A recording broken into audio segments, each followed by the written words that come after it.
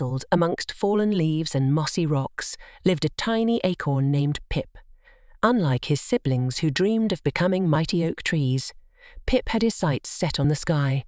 He gazed upward at the fluffy clouds drifting by, imagining himself soaring alongside the birds. "Why do we have to grow into trees?" Pip asked his older brother, Oki. "Can't we choose something different?" Oki chuckled, his leafy branches rustling. "Silly Pip, acorns become trees. That's just what we do. It's in our nature." But Pip refused to believe him.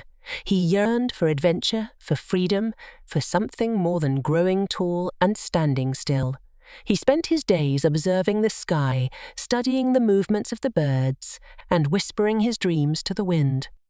One day, a playful squirrel named Scamp discovered Pip. "What a strange acorn you are," Scamp remarked, twitching his whiskers. "Dreaming of flying instead of growing. How very peculiar." Pip shared his desire with Scamp, who listened intently.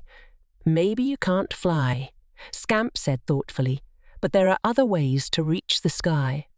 Intrigued, Pip followed Scamp as he scurried up a towering oak tree.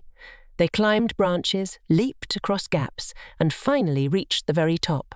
From there, the world stretched out before them, the sky closer than ever.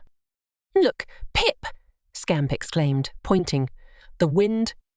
Pip watched as the wind danced through the leaves, swirling and lifting everything in its path. He understood Scamp's message. Maybe flight wasn't impossible, just different than he imagined. With a determined wiggle, Pip detached himself from his branch and tumbled through the air. He panicked for a moment, but then remembered the wind. He spread his little cap-like top, catching the breeze and gliding gracefully.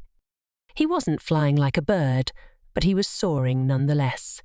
He twirled and dipped, laughing with joy as he danced with the wind. He explored the sky from a new perspective, finally understanding that growth wasn't just about becoming something specific, but about embracing possibilities and learning new ways to explore the world. When Pip finally returned to the forest, he wasn't the same acorn anymore. He carried within him the spirit of adventure, the knowledge that dreams could take different shapes, and the belief that growth came in many forms, not just rooted to the ground. Growth isn't always about following the expected path. It can be about exploring new possibilities and finding your own unique way to experience the world.